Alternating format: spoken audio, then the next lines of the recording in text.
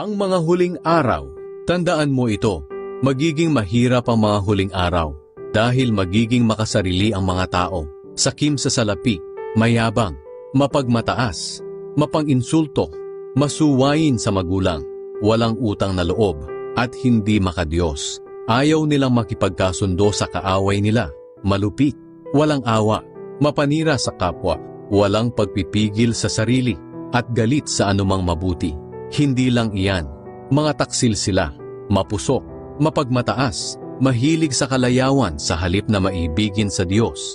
Ipinapakita nilang makadiyos sila, pero hindi naman nakikita ang kapangyarihan nito sa buhay nila. Iwasan mo ang mga taong ganito. May ilan sa kanilang gumagawa ng paraan para makapasok sa mga tahanan at manloko ng mga babaeng mahihina ang loob. Nalulong na sa kasalanan at alipin ang sari-saring pagnanasa. Nais laging matuto ng mga babaeng ito, pero hindi nila mauunawaan ang katotohanan kailanman. Ang pagkontra sa katotohanan ng mga lalaking nangangaral sa kanila ay gaya ng pagkontra ni Jannes at Jambres kay Moises.